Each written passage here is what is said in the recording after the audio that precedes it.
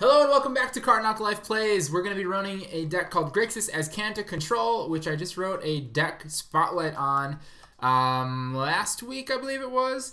I got a lot of great feedback on it, and I took some of those ideas to heart, and I've made a couple of minor changes to the deck from the list that was posted in the article. The biggest difference being I've cut Mana Leak entirely from the deck. I agreed that it was pretty bad, and I've replaced it with the 2 Mana Leak I cut from the deck. I put one Countersqual in the main from the side. And I put one Spell Snare in the main because I did note in the article that Rest in Peace was like the biggest challenge for the deck, so it certainly doesn't hurt to have an additional Spell Snare, but I think the card is generally pretty good right now too, so it's good to have one floating around in the deck and then the second one in the side to board in for, Rest in Peace problems. Countersquall, also a really great card to have access to. Either one of these is possibly dead in some matchups, but it's infrequent that both of them are useless to you in one particular matchup. So to have like one dead card in a deck that plays like Snapcaster Mages and things like that, it's worth the upside of being able to play one copy and then use Snapcaster Mages to multiply that copy in your main. I did have to argue on behalf of Rise and Fall as well.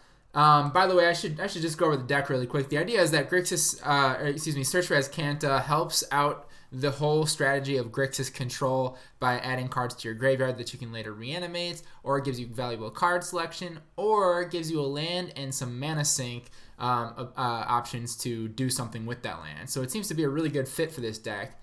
I use that to power out things like Tasigur and Gurmag Angler. Now this mill doesn't do that much to get those numbers up for Tasigur or Gurmag Angler, but in like one to three turns, it can turn an average graveyard into one that's live for one of these huge delve spells.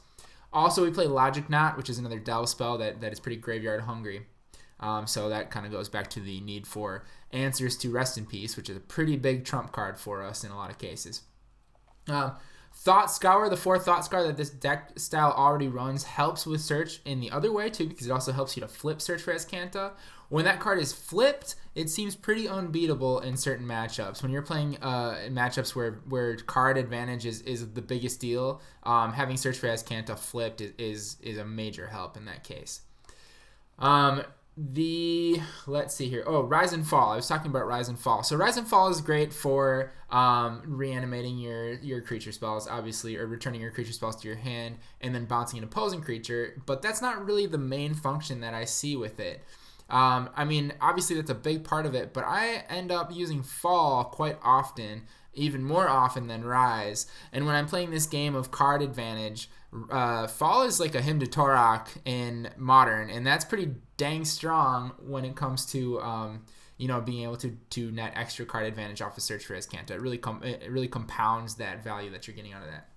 So generally this deck is all about value. Cryptic Command obviously screams it. Kolaghan's Command too. Vendilion Clique.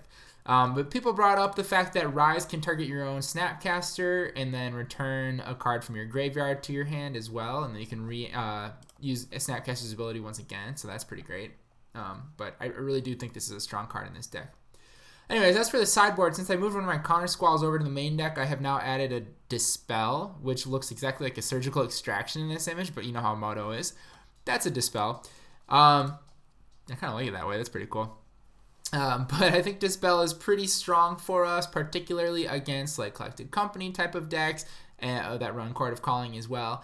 And I like it against Burn a lot. So that was my biggest thing, is I really wanted something against Burn here. So we're going to take this through a couple of games, just a few, not doing a whole league, but just kind of want to get the feel for where it's at right now and where it sits. And I'm continuing to track my wins and losses, and I'll share that with you when I have more data to share.